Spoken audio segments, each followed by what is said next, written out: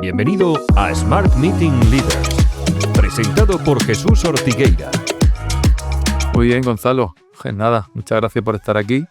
Muy buenas. Muy buenas. Quería preguntarte, hacerte unas preguntas genéricas y otras muy específicas. Y la pregunta, la obvia, es, ¿qué te ha llevado aquí? ¿Cuántos años llevas como empresario? ¿Cuál ha sido tu experiencia, tu recorrido? Bueno, ¿cuántos años llevo de empresario? Pues básicamente desde el año 2006, que fue justo cuando estaba acabando la carrera de arquitectura. Ya estaba montando una empresa de montajes de semi-prefabricados para hacer viviendas. Luego, pues fue un recorrido hasta hoy en día.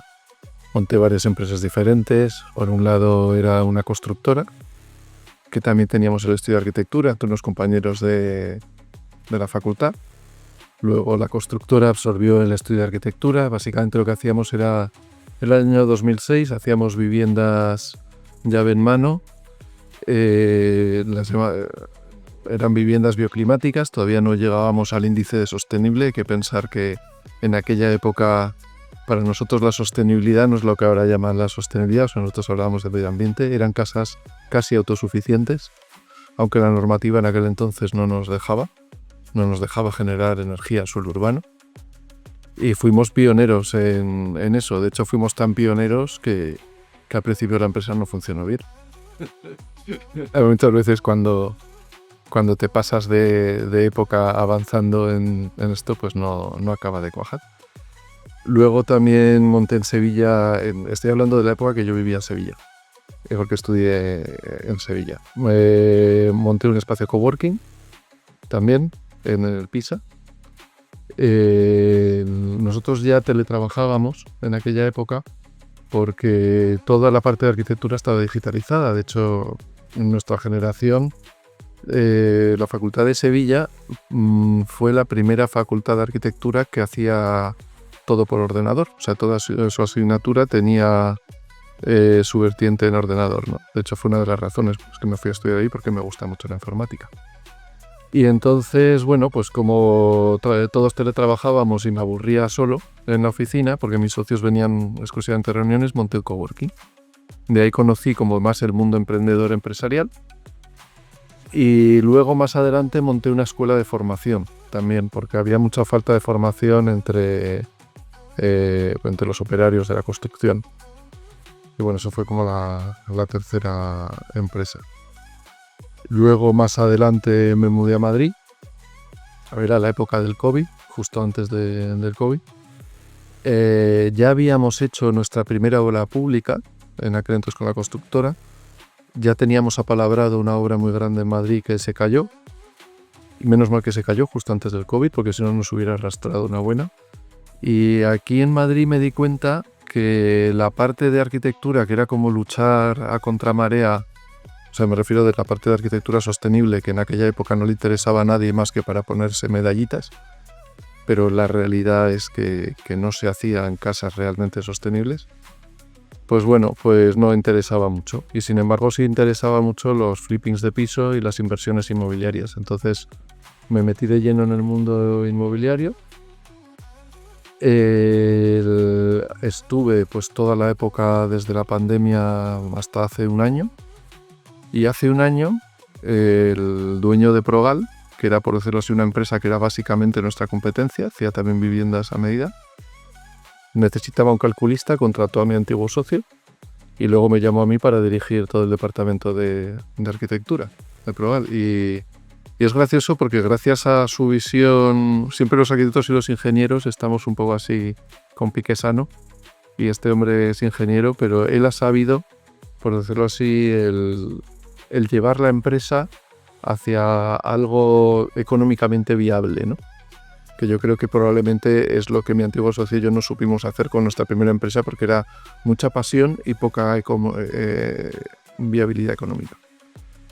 Y la verdad que está yendo muy bien. O sea, el primer año, para que la empresa fuera viable, la idea era hacer 12 proyectos, 12 viviendas, y ahora mismo hemos hecho ya 20 en un año, de proyectos, y tenemos en fase de obra 12 a la vez, lo cual está francamente bien. Y realmente estamos dando servicio a los clientes, haciendo casas pues de eficiencia energética A, ¿no? Y bueno, tenemos dos vertientes. Una vertiente que es como más económica, que es lo que ha hecho despegar a la empresa y es lo que más pide la gente, y que son básicamente casas de estructuras, son semimodulares, o sea, no llegan a ser 100% prefabricadas, pero que conseguimos pues no tener puentes térmicos, conseguimos una eficiencia energética que no se daba con otros sistemas. Y ahora estamos lanzando esta semana la sección de Progal Lux, porque sobre todo en una zona de Madrid es, o sea, la gente que se hace una vivienda a medida quiere unas calidades y quiere una serie de cosas que se salen de los estándares, ¿no? Entonces, bueno, pues para dar respuesta a eso. Y muy bien, muy bien, gracias. Muy interesante. ¿Has estado entonces vinculado a la sostenibilidad?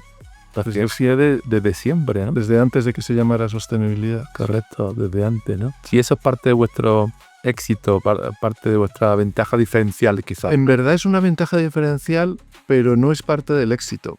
El éxito ha sido el llevar, por decirlo así, al ciudadano de a pie un producto económico, o sea, que sea económicamente viable, pero con bastante calidad. O sea, bastante calidad me refiero con mucha calidad en el entorno de tener eficiencia energética, ¿no? Y luego, al fin y al cabo, otra de mis especialidades, o sea, yo soy arquitecto colegiado y también soy API, agente de la propiedad inmobiliaria colegiado. Entonces, otra de las características es saber guiar al cliente, que eso lo aprendí en el mundo inmobiliario, desde cero hasta llegar al notario, escriturar su vivienda, tal. Yo lo hacía con los flippings de pisos en su día y ahora lo hacemos pues para las viviendas. Entonces le encontramos el solar, le valoramos qué es urbanísticamente lo que se puede hacer, si es económicamente viable o no, le encontramos incluso la financiación y le realizamos toda la casa hasta la entrega de las llaves, ¿no? Y bueno, y esa parte de hacer todo el conjunto viene un poco de los años estos de pandemia. Básicamente a lo que me dediqué es a gestionar patrimonio de otros, ¿no? Es a ver qué viviendas tienes, cuáles se pueden revender, cuáles puedes comprar, qué merece la pena, ¿no? Y al final la realidad de España es que mucha gente no valora los esfuerzos de los técnicos y no los quiere pagar. Piensa que es un sobrecoste. O sea, un arquitecto al final es alguien que te está haciendo papeleos porque me obliga al Estado, ¿no? Pero es que no es la realidad. O sea, cuando tú haces el proyecto completo, le estás ahorrando costes a las personas. O sea, por ejemplo, yo soy un enamorado de la tecnología, ¿no?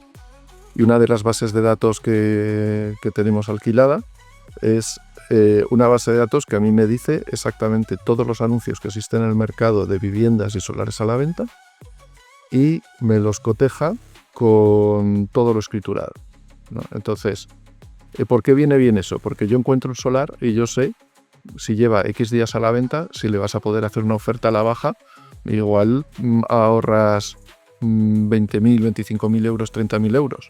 Entonces, unos honorarios que aparentemente, oye, es que por buscar mi vivienda a mí me ayudan gratis, mi primo o lo que sea. Y dices, vale. Dices, pero no tiene la información. O sea, yo sé cuándo puedes apurar, sé cuándo algo merece la pena y es un chollo. Y tienes que ir directamente al mismo precio, incluso pujar un poco más y quedártelo porque eso no se va a volver a repetir. Y eso es gracias a lo que hablamos de la tecnología. O sea, la tecnología hoy por hoy es imprescindible. Luego, todos nuestros proyectos trabajamos en entornos BIM, o sea, de mezcla de BIM y mezcla un poco de trabajo a la antigua. Pero, ¿qué es BIM? BIM es la tecnología de la información aplicada a la arquitectura. O sea, es Building Information Modeling, se llama. Y entonces tú cuando realizas un proyecto lo estás realizando en virtual, en un entorno virtual, completo, los pedidos, todo. ¿Qué pasa? Que, por ejemplo, nuestras casas son de estructura de madera porque así no tienen puentes térmicos. Si nosotros le mandamos al fabricante, estamos mandando durante la fase del proyecto exactamente lo que se va a construir. Entonces, el presupuesto se ajusta tanto que no hay sorpresas, ¿vale? Donde siempre hay algunas sorpresas en el terreno, porque el terreno pues tienes que hacer estudio geotécnico y hay que verlo. Y Y muchas veces pues te encuentras sorpresas, pero me refiero, no es empezar una obra a lo loco y que de repente una obra acabe costando el doble de lo que pensabas.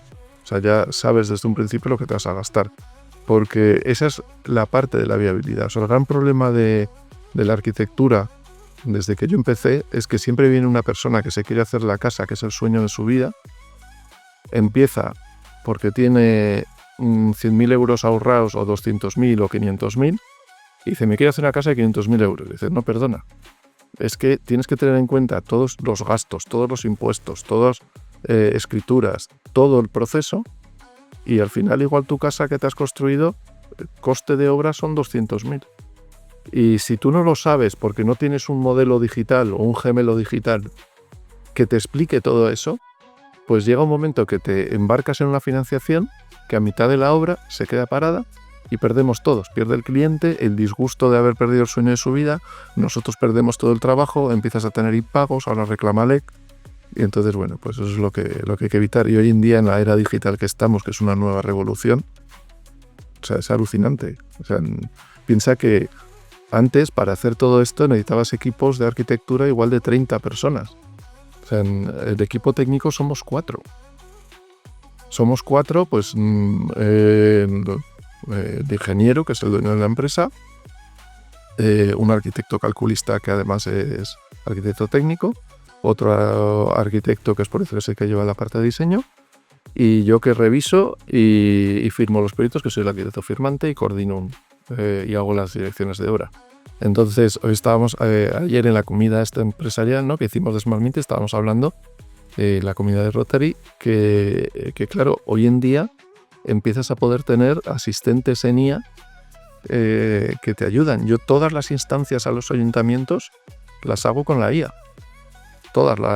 Tengo ya mis prompts redactados y los automatizo. Entonces, el que no esté metido en la era digital se va a quedar atrás. Y esa es la realidad. O sea, ves, veo que cuando yo entré en arquitectura éramos 600 por curso. Hoy en día, que luego igual acabábamos 200 por curso. De los que acabábamos, hoy en día que se dediquen a proyectos de arquitectura, pues igual el 15, ¿no? El resto hacen otro tipo de trabajos porque la arquitectura es muy, muy creativa y al final te puedes dedicar a muchísimas cosas. ¿Pero por qué ocurre eso? Dices tú, porque es que antiguamente en un estudio de arquitectura trabajaban 50 arquitectos y no sé cuántos delineantes. Y si hoy en día vemos el estudio de Foster o de alguno de los arquitectos estrella, ¿no? Son equipos multidisciplinares de muchísima gente.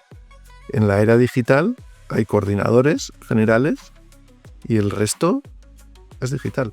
O sea, ya no son personas. Yo quería preguntarte por otras cosas que sé que trabajas. Estás muy vinculado a proyectos de esclerosis. Sí, me gustaría que nos contaras un poco qué estás haciendo, ¿no? Pues soy uno de los patrones de la Fundación de Esclerosis Múltiple de Madrid, ¿no? ¿Qué es ser un patrón de la fundación? Pues es básicamente estar como en una reunión de consejeros donde nos presentan las cuentas de la fundación y damos ideas, intentamos aportar para que la fundación funcione bien. Entonces, ¿en qué estamos últimamente? Bueno, pues la realidad es que la esclerosis múltiple mucha gente la confunde con la ELA, ¿vale? La esclerosis múltiple es una enfermedad neurodegenerativa donde tus glóbulos blancos, al estilo de una alergia, se comen la funda de tus nervios. Entonces, ¿qué ocurre? Pues que si se comen nervios que no son primordiales, pues no te pasa nada o te da un dolorcito de cabeza. Si se come un nervio primordial, pues de repente, pues como me pasó a mí, dejas de ver de un ojo, ¿no? Luego te pinchan corticoides como si fuera una alergia y vuelves a ver.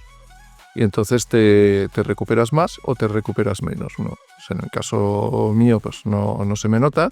Hay gente hay una Instagramer muy famosa que pues la pobrecilla se quedó casi ciega y luego recuperó. Pues hay diferentes grados, ¿no? ¿Cuál es la importancia de la fundación? Pues conseguir fondos para investigación, que eso se hace a través de la agrupación de fundaciones de la Fundación Esclerosis Múltiple de España. Y las fundaciones como la nuestra de Madrid son fundaciones más para el día a día, ¿no? O sea, tenemos un centro de día de 1000 metros cuadrados. Bueno, centro de día, salas de psicología, fisioterapia, etc. Entonces había un proyecto que a mí siempre me ha encantado, que tiene mucho que ver con tecnología, que es el exoesqueleto de la fundación. Ese proyecto del exoesqueleto es un proyecto que desde nuestro grupo rotario, que luego ya hablaremos qué es, hemos querido como relanzarlo, porque es un proyecto, por decirlo así, que siempre crea un agujero a la fundación, porque es un proyecto, o sea, manejar un exoesqueleto con una persona que es un fisioterapeuta especializado, con un equipo de técnicos que tienen que estar arreglando el exoesqueleto, ajustándolo, pues hace que no tenga mucha rentabilidad. Pero por otro lado, yo siempre, cuando la gente habla de rentabilidades, la rentabilidad es una cosa en el papel, pero la realidad es muy distinta.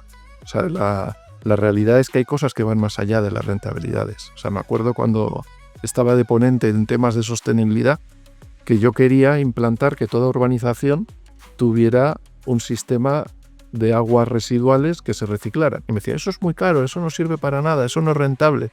Y le digo yo, cuando vuestros nietos no tengan agua que beber, nos vamos a reír de la rentabilidad. Que esto no era una frase que dije allí. Entonces, con el exoesqueleto pasa lo mismo. O sea, el exoesqueleto en sí no es rentable. Entonces, ¿por qué? Porque las sesiones son tan caras que no podríamos ofrecérselas a los pacientes. Pero necesitamos que salga adelante, porque cuando a ti te da un brote de esclerosis múltiple en las piernas y dejas de moverte y no puedes andar, te pinchan corticoides y los 2 primeros meses son cruciales para tu recuperación. Entonces, si tú te puedes montar en un exoesqueleto que desde el día 1 estás haciendo rehabilitación para andar, por un lado es un subidón el verte que tú no te podías mover. O sea, solo el estado de ánimo, tu cambio en el estado de ánimo es brutal, ¿no? Y ahora que hablamos hoy en día del mindfulness y todo esto, estamos hablando que claro, una persona que de repente se ve que su futuro se quiebra y que va a acabar en una silla de ruedas, se ve de pie, que empieza a andar, eso hace que quieras andar. O sea, la esclerosis múltiple es volverte viejo de repente, ¿vale? Y el hecho de que tú desde el primer día puedas hacer deporte, te veas con algo que te ayude a hacer deporte, o sea, ojalá el día de mañana todos nos podamos comprar un exoesqueleto en casa y que cualquiera que tenga problemas de médula y tal, no tenga que ir en silla de ruedas. Eso sería magnífico, ¿no? Y bueno, pues es la idea entonces desde nuestro grupo de Rotary, el proyecto que escogimos, luego hablaremos del resto del Rotary, el proyecto que escogimos fue intentar relanzar, como somos un grupo de empresarios, que precisamente lo que se nos da bien es hacer los planes de negocio y tal, pues estamos preparando el plan de negocio, por llamarlo de alguna manera, el negocio. En verdad, una fundación no es un negocio, pero tiene que ser rentable por sí mismo y se tiene que poder ofrecer al público, porque si no el proyecto se muere, ¿no? Y bueno, pues la idea es cómo conseguiremos que el exoesqueleto funcione y sea rentable para podérselo ofrecer, incluso escalar el proyecto y que todas las fundaciones de esclerosis múltiple y fundaciones neurológicas tengan su exoesqueleto. ¿Qué 3 consejos rápidos le darías a un emprendedor que quiere empezar su trayectoria empresarial? Vale. El primero que le daría sería que los negocios son personas, ¿vale? O sea, nunca olvides que eso me pasaba a mí como técnico, como tasador, que tú vas a tasar algo o vas a hacer un proyecto o vas a hacer algo y muchas veces te olvidas de que estás hablando con una persona que son sus ilusiones. Entonces, lo primero de todo, para llevar un proyecto bien a cabo, no puedes olvidar que estás hablando con personas, ¿vale? Y tienes que tener esa empatía y tienes que tener ese saber estar. Eso es lo primero de todo. O sea, hasta que no aprendas eso, nunca vas a conseguir el tener tus clientes habituales que vuelvan a ti porque están buscando a tu persona, ¿vale? Lo segundo, conocer tus datos. O sea, yo llevo tiempo intentando adelgazar porque engordé en su día y yo solo adelgazo cuando apunto en la app las calorías que he comido y el deporte que he hecho. ¿Por qué? Porque soy consciente de lo que hago. Pues en tu negocio tienes que ser consciente de lo que haces. Y si tú no llevas bien tu contabilidad, que es un auténtico rollo, es lo que menos nos gusta a la gente que somos así emprendedora y tal y cual, llevar tus números, controlarlos, saber qué ocurre, estás perdido. Y lo tercero es echarle ganas e ilusión, pero trabajar inteligentemente. Hay una frase que la gente nos decía cuando yo era pequeñito, ¿no? Yo nací en el 80, pues eso en la década del 80, 90, decía, trabaja muy duro y lo conseguirás todo, ¿no? Y la gente decía, sí, voy a trabajar muy duro y seré rico. Esto, si eso fuera verdad y el trabajo duro se hubiera repercutido monetariamente, ¿vale? Los mineros serían multimillonarios. Y no es la realidad. Tienes que trabajar inteligentemente, ¿vale? No por el hecho de deslomarte vas a conseguir las cosas. Tienes que tener una estrategia y hacer las cosas inteligentemente. De hecho, cuanto menos trabajes, más ocio tengas, mejor estés con la familia, más duermas, más cuides tu salud, mejor vas a estar y mejor va a ir tu negocio. Smart Meeting